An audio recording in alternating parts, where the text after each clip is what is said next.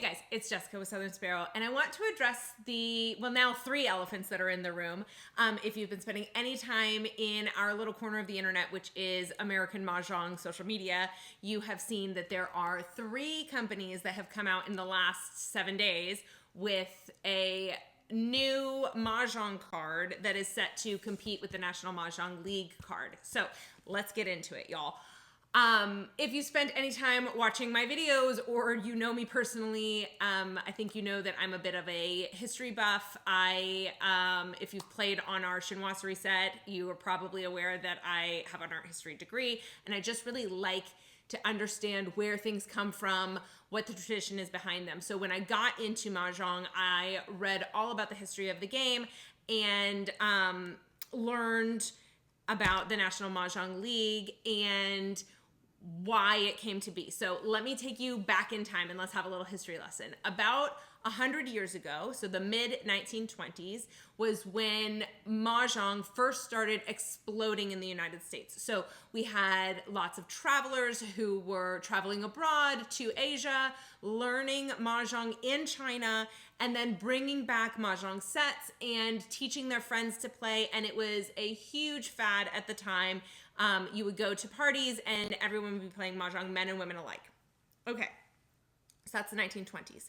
By the time the middle of the 1930s rolls around, there are lots of different ways that people in the United States are playing Mahjong, right? So I still see it happening today. You go to a single Mahjong lesson, you come back and you're like, yeah, I'm ready to teach all my friends. And then you find out 3 months later, oh no, my group's been playing wrong this whole time. It's happened to all of us. It's not a big deal. But one thing that the National Mah Jongg League saw in the middle of the 1930s was that there were so many different ways to play because so many people were learning on their travels and then bringing the game back, and their group was playing one way and another group down the street was playing another way and someone across the country was playing a third way, and it was just really deregulated and really confusing. If you wanted to play with a different group who you hadn't been playing with, their rules might be different, the way they handle scoring might be different, the way that they treat their tiles might be different. And so in the mid-1930s, so 88 years ago, a group of people got together and formed the National Mah Jongg League with the goal of standardizing rules for American Mahjong. With those standardized rules for American Mahjong came the National Mah Jongg League card. And that card has the standardized rules as well as the hands that we play from every year. If you guys have been following me on here, you've learned a lot about this card.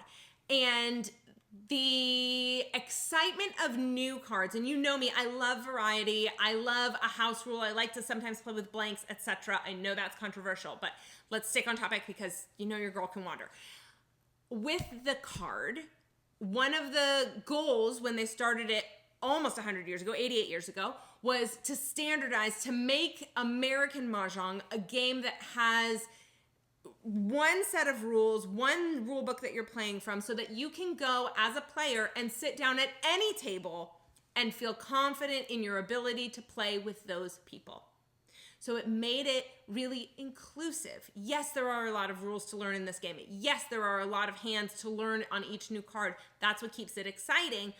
But you know that in any given moment, if you go sit down with a group playing American Mahjong, they're playing from the same rules, they're playing from the same card, you can play with a new group. And so the thing that I think is at risk with all of these new cards, and I'm not saying that I'm not gonna try playing on them. I am. I've already ordered each of the new options so that I can see what they're like and play with them. But I do think that it is very high risk that we're going to create de-standardization, deregulation, and all of a sudden you'll have almost these different cliques of groups that are playing from different cards. The likelihood is that we're not all going to shell out $60 to each of these companies every year so that we can have 4 cards for each of the 4 options, and that way we can play in every single group. So there's going to be groups that play on, you know, the big card. There's going to be groups that play on the international card. There's going to be groups that play on the Mahjong Press card. There's going to be groups that continue to play on the National Mah Jongg League card. So now all of a sudden you have a game that already comes with a lot of rules. Now we're going from one set of rules to potentially 3 or 4 sets of rules. I know that some of the cards that have come out have said, oh, we're following the same National Mah Jongg League rules, but the colors are different, the things to learn are different. So there is change there. And all of a sudden now, especially new players are going to potentially be confused about how to play on the different cards. What groups they can play in have now become more closed because you're going to need to find a group that is playing with the card that you've chosen. And I just think that it puts us in a place with, as Mahjong players, with almost too many options where it gets more complicated than it needs to be, and it makes it more difficult for players to come together. One of the reasons that I love this game is the sense of community that it's given me, not just with my longtime close friends. It's given me that. My relationships with my girlfriends are better than they ever were before we came to Mahjong, just because we're together more frequently, we're playing together, we're sitting at the table and chatting more than we would have made time for otherwise, and I'm so grateful to the game for that.